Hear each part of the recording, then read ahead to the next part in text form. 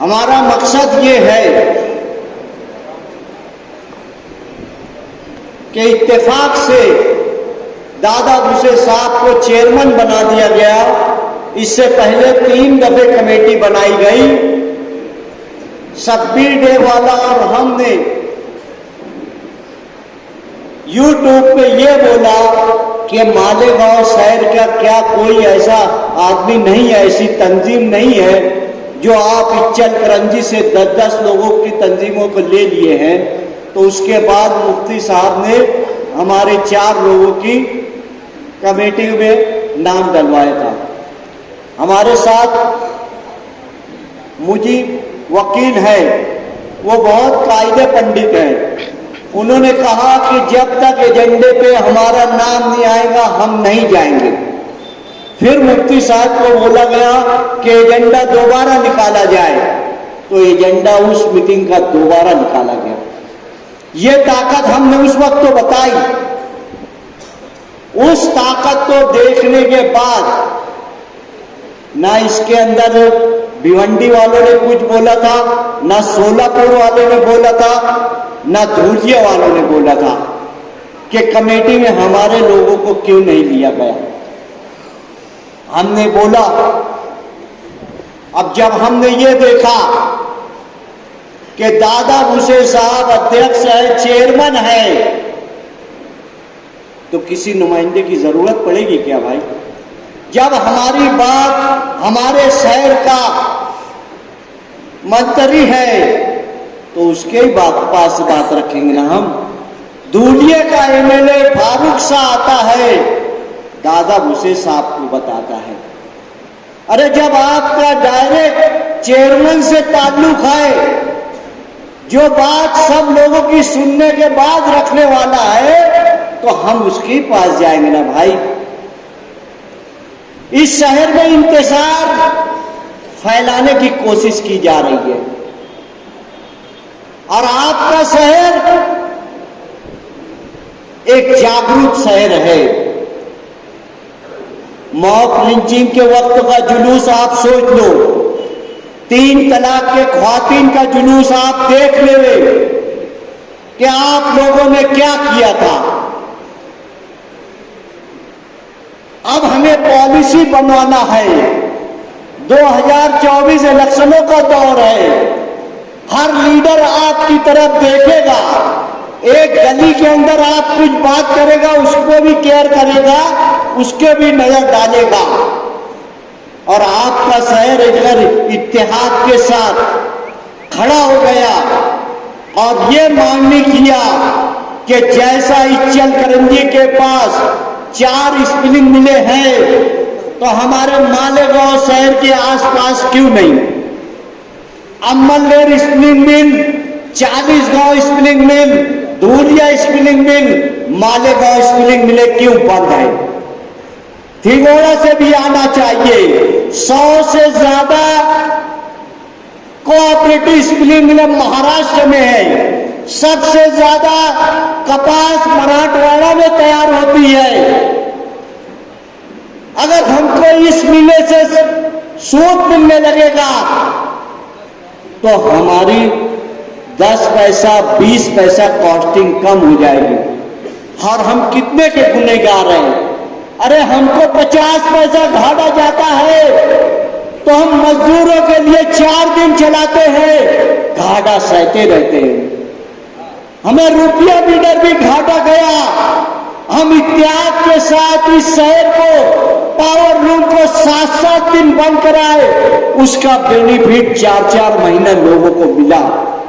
अरे जब हम दामा काटा पहुंचे 1990 में, ये देखा कि बुनकर जो है बहुत फेल हो रहे हैं, मकरूज हो रहे हैं, तो हमने उस वक्त तो कहा था कि कॉस्टिंग में 3 मजदूरी जोड़ा जाए, एक मजदूर को दिया जाए, एक कारखाने का खर्च दिया जाए और तीसरा जो है आपके घरों में खर्च किया जाए। आप भी मजदूर बने। उस वक्त के बाद हमारा शहर सुधरा। 2003 में एक्साइज ड्यूटी लगी। उस वक्त तो हमने सभी लोगों ने कहा कि फर्म बनाइए, बहुत सारे ने बनाया, जीएसटी लगा, तो हमने ये समझाया बुनकरों को ये तुम्हारे फायदे का टैक्स है, ये इसमें तुमको फायदा हो सकता है, इसलिए रजिस्ट्रेशन कराएं। आज हमें ये लग रहा है कि दादा भुसे साहब अगर चेयरमैन बने हैं और उन्होंने हमसे बात करते हुए कहा कि आप मालूमात ले लो हमारी इमेज क्या है, यानी मंत्री की इमेज क्या है, जाके शिंदे सरकार से पूछे या उद्धव सरकार से पूछे। मैं जब भी यानी वो मंत्री जब थे हर जगह का काम किए, ईमानदारी से किए, ऐसा वो उस वक्त रेस्ट हाउस में बता रहे थे। और आज यहां बोल कर गए ये हमारे घर की बात है।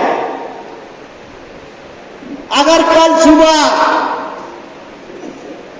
हम मीटिंग में जाएंगे और वहां बात समझेंगे, हमको ऐसा लगेगा कि बात हमारी मानी नहीं जाने वाली है या बात मनवाने के लिए कुछ ताकत बनाना है, कुछ ताकत बताना है, तो आपका साथ चाहिए। अगर मुफ्ती साहब 13 संगठन के लोग, तमाम बिरादरी के लोग, तमाम सियासी पार्टी के लोग हम इकट्ठा कर लिए और ये बोला कि कलेक्टर ऑफिस के पास बैठ जाए और ये मुतालबा करे कि जब तक हमारी बात मानी नहीं जाएंगी हम उठने वाले नहीं। अगर ऐसी कुर्बानी की आपके अंदर ताकत है तो फिर आप इत्तेहाद के लिए तैयार रहे भाई। 12 नवंबर के बाद इस शहर में ऐसी दहशत फैला दी गई कि शहर नहीं बंद कराया जा सकता। बंद कराया जाएगा, उससे ज्यादा अच्छी तरीके से बंद कराया जाएगा और यहां से दिल्ली तक बात सुनी जाएगी। ऐसा बंद कराया जाएगा, एक फकीर भी भीख नहीं मांगेगा इंशाअल्लाह ताला। इस तहरीक के जरिए से जो पावर कंपनी को भगाना है, इस आंदोलन को आगे ले जाने के लिए वो दहशत भी आपके दिलों से हमको निकालना है। ये हमारी जिम्मेदारी है क्योंकि आप तहरीकी के शहर में रहते हैं, तहरीक चलाने वाले लोग हैं, आप किसी कानून से नहीं डरेंगे। मैं ये चाहता हूं कि आप यहां से उठने के बाद अल्हम्दुलिल्लाह अल्लाह का लाख शुक्र है कि यहां जितने लोग बैठे हैं 90% नौजवान हैं और नौजवान जिस तहरीक में पढ़ता है वो हालात बदल देता है। और आप लोगों के साथ मेरी यही उम्मीद है। आज हम वोट मांगने नहीं जाएंगे, नहीं जाए, वोट मांगने नहीं आए हैं, ना हम आपको किसी वर्करी कराने के वास्ते यहां जमा किए हैं। हम शहर की सनत को बचाने के लिए किए। हम इस शहर में मसाजिद और मदारिस का अच्छा माहौल रहे, एजुकेशन का अच्छा माहौल रहे।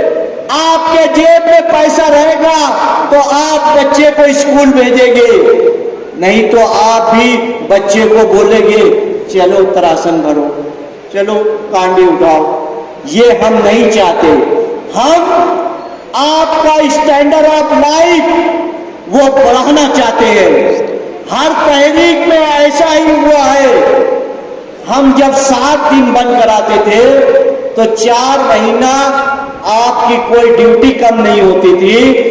आपका जो बुनकर है, शेड है, वो घाटे में नहीं जाता था, कोई अपना कारखाना दिखाता नहीं था, कोई अपना घर बेचता नहीं था। ये कोशिश रहती थी।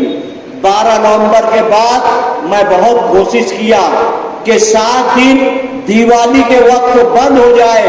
आप ये बात ध्यान रखें, जब जब हमारे बिरादरान वतन का 13वां महीना रहेगा, अधिक मास रहेगा, उस वक्त तो आपको ड्यूटी हर हाल में कंट्रोल करना पड़ेगी।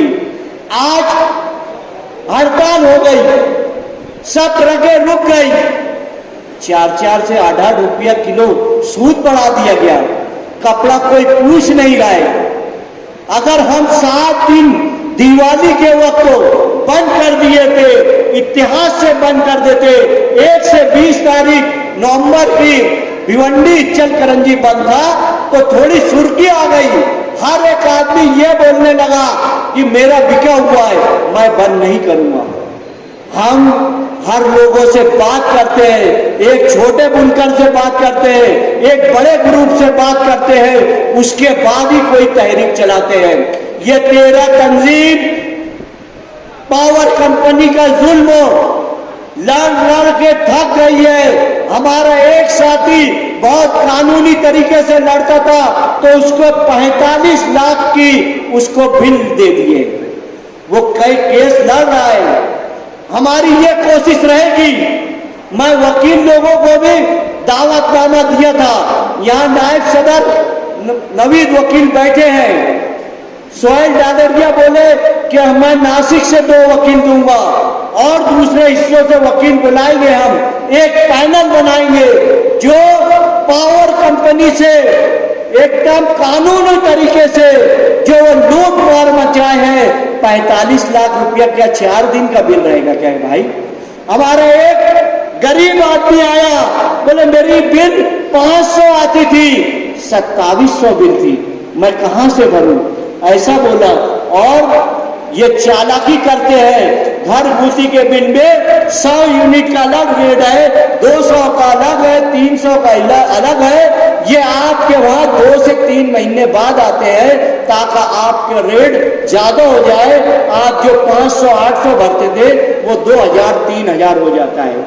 हमें रीडर के ऊपर हर महीना नहीं आया और खड़े होकर देखने का कि ये एमआरआई बराबर ले रहा है कि नहीं ले रहा है। 24 नून है, 18 HP है, एमडी सूट लगना ही नहीं चाहिए, उसको हिंदी सूट दे रहे हैं।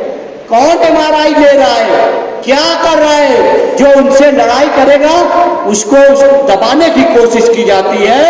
और कहां पर आखिरी चल रही है, कहां क्या हो रहा है, ये सब मालूम होने के बावजूद उनके नहीं कुछ कर रहे हैं। सिर्फ पावर लूम बुनकर के साथ, पावर लूम मजदूर के साथ ये लोग नाइंसाफी कर रहे हैं।